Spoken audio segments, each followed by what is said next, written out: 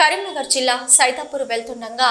మార్గ మధ్యంలో వ్యవసాయ పనులు చేస్తూ వరి నాట్లు వేస్తున్న మహిళలతో ముచ్చటించిన మంత్రి పొన్నం ప్రభాకర్ వ్యవసాయ పనులు ఎలా జరుగుతున్నాయని ఆరా తమ ప్రభుత్వం ఇచ్చిన హామీ మేరకు 2 లక్షల రుణమాఫీ అమలు చేస్తుందన్న మంత్రి పొన్నం ప్రభాకర్ ఇప్పటి వరకు 1,50,000 రూపాయల వరకు రుణమాఫీ ఎంతమందికి వర్తించిందన్న మంత్రి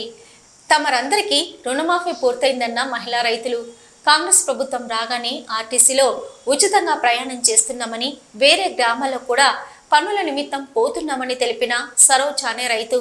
ఉచిత బస్సు ప్రయాణం వల్ల తమకి డబ్బులు ఆదా అవుతున్నాయని వెల్లడించిన మహిళా రైతు 200 యూనిట్ల ఉచిత విద్యుత్ వస్తుందని గతంలో కరెంటు బిల్లులు చెల్లించలేదని డబ్బులు ఆదా అవుతున్నాయని వెల్లడించిన రైతులు 500కి గ్యాస్ కూడా వస్తుందని తెలిపిన మహిళలు తనకి రేషన్ కార్డులు ఇళ్లు మంజూరు చేయాలని మంత్రి పొన్నం ప్రభాకర్ని కోరిన మహిళా రైతులు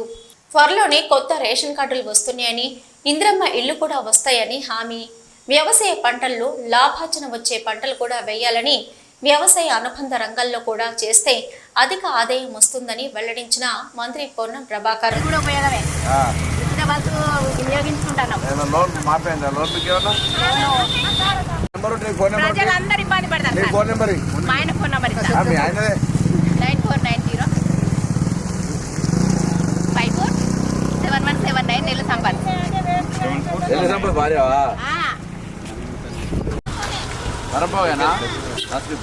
ఉపాధిలో